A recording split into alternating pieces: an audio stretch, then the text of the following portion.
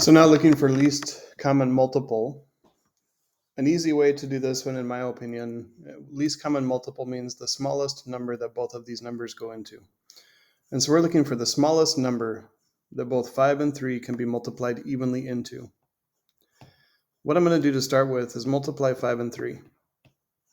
Then I get 15. That might or might not be the least common multiple, but it tells me I do not need to go beyond 15 when I make my list. Here's what I mean by making my list. I want to list all the multiples of 3 and 5. So 3 times 1 is 3, 3 times 2 is 6, 3 times 3 is 9, times 4 is 12, times 5 is 15. I've hit the number that I get if I multiply both of those together, so I'm going to stop. Now I do the same for 5. 5 times 1 is 5, 5 times 2 is 10, 5 times 3 is 15. Again, I've hit the number that when I multiply them both by each other, I get, and so I'm going to stop. Now I look and see, are there any numbers in both lists that are less than 15? In this case, the answer is no. So my answer is 15. 15 is the smallest number that both 3 and 5 will evenly multiply into. 7 and 21 is going to have the same thing happen. Some sort of 4 and 14. So similarly to what I did with 3 and 5, I'm going to multiply 4 and 14 to get my ceiling number, meaning I'm not going to go any higher than this number because I know that they both go into it. That's going to give me 56. So I'll go 4, 8, and you can use a calculator or a multiplication table for this, whatever you want to do, 12, 16, 20. I'm going to go all the way up to 56. 24, 28, 32, 36,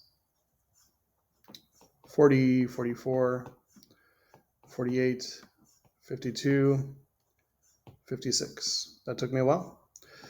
14 times 1 is 14. 14 times 2 is 28. Times 3 is 42. Times 4 is 56. So we look through this list and we see, is there a number smaller than 56 that they both go into? We know that they go into 56 because we multiplied them by each other to get there. Now we go down the list and we check. I'll check the short list. Is 42 in the list on the left? No. How about 28? Yes. How about 14? Is 14 on the list on the left? The answer is no. So the smallest number that both of these multiply into evenly is going to be 28.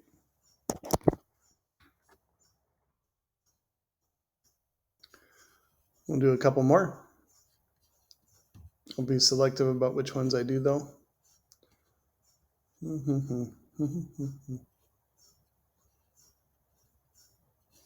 6 and 8. 6 times 8 is 48.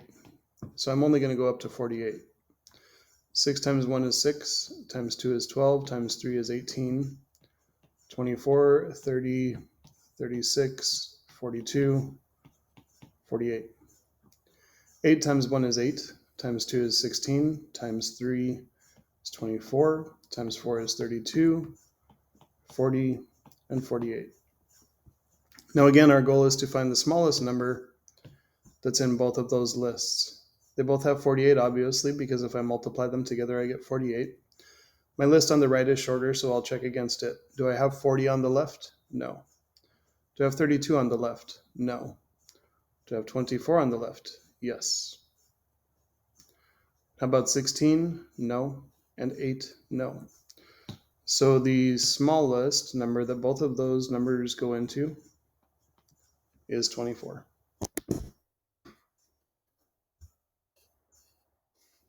One more.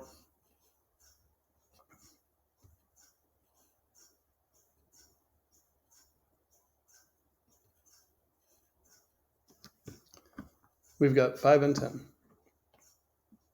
5 times 10 is 50. So I'm only going to count up to 50.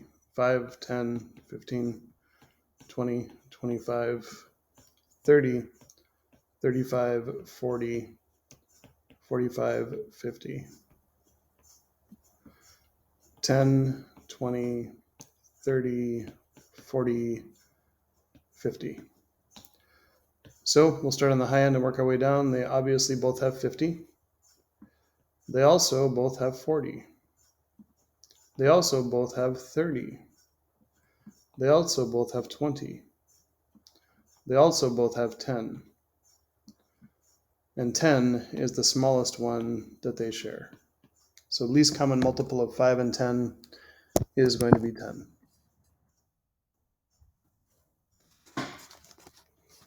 That's it for this video.